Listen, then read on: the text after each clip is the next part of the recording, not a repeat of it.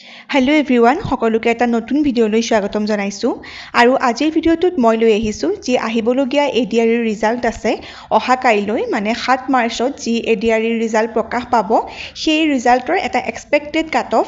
আৰু আজিৰ ভিডিঅ'টোত মই আনিছোঁ পেপাৰ 5 যিখন আছিলে ড্ৰাইভাৰ পোষ্টৰ কাৰণে সেই পেপাৰখনৰ এটা এক্সপেক্টেড কাট অফ। এই কাট অফসমূহ মই যি আগৰ ADRE এক্সাম হৈছিলে সেই এক্সামৰ কাট অফসমূহৰ ওপৰত ভিত্তি কৰি আৰু লগতে এইবাৰো যিহেতু মোৰ লগৰ বা মোৰ বহুতখিনি চিনাকি মানুহে ADRE এক্সাম দিছে তেওঁলোকৰ লগত কথা পাতি ভালদৰে এটা এনালাইচিছ কৰি তাৰপিছত এই কাট অফখিনি মই লৈ আহিছোঁ।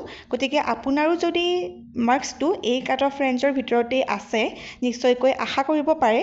আৰু ইয়াতে আজি মই ড্ৰাইভাৰ পোষ্টৰ কাৰণে কাট অফখিনি লৈ আহিছোঁ আৰু বাকী যিকেইখন পেপাৰ আছিলে 3rd গ্ৰেড আৰু 4th গ্ৰেড ক্লাছ 10 আৰু ক্লাছ 12ৰ সেইখিনিৰ কাট অফ এনালাইচিছ কৰিও মই অলৰেডি ভিডিঅ' আপলোড কৰিছোঁ, মোৰ চেনেলতে আছে, গৈ এবাৰ চেক কৰিব পাৰে। এইবাৰ যিহেতু পোষ্টসমূহো আগৰবাৰতকৈ কম, কিন্তু আগৰবাৰ নিগেটিভ মাৰ্কিং নাছিলে, এইবাৰ নিগেটিভ মাৰ্কিং আছে। গতিকে মই ভাবোঁ যে কাট অফত বহুত বেছি ডিফাৰেঞ্চ নাহিব, আগৰবাৰতকৈ অলপ হ'লেও কম আহিব বা ঠিক আগৰবাৰৰ নিচিনাই থাকিব, তাতকৈ বহুত বেছি বাঢ়ি নাযায়। বাৰু ঠিক আছে, এতিয়া আহকচোন আমি কাট অফখিনি এবাৰ চাই লওঁ। 2022 বৰ্ষত জেনেৰেলৰ কাৰণে কাট অফ আছিলে 103.50। এইবাৰ 2025ত এক্সপেক্ট কৰিব পাৰি 100 to 110ৰ ভিতৰত থাকিব। আৰু এইবাৰ আহিছোঁ জেনেৰেল ওমেনৰ আছিলে 57, এইবাৰ 55 to 65ৰ ভিতৰত থাকিব পাৰে।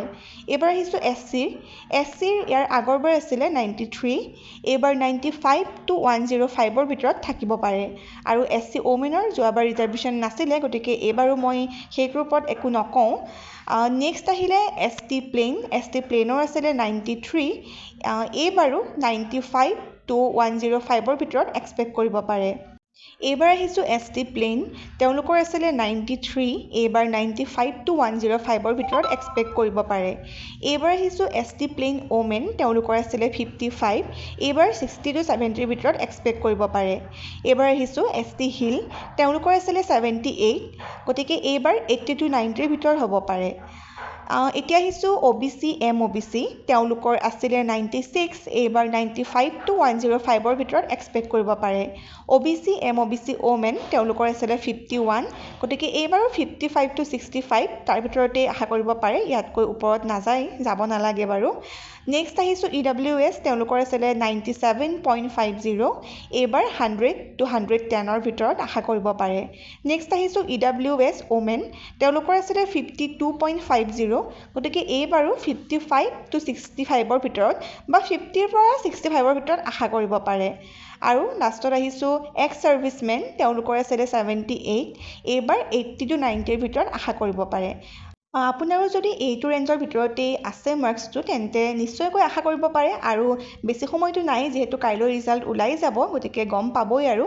বাকী best wishes to all of you from my side. Thank U.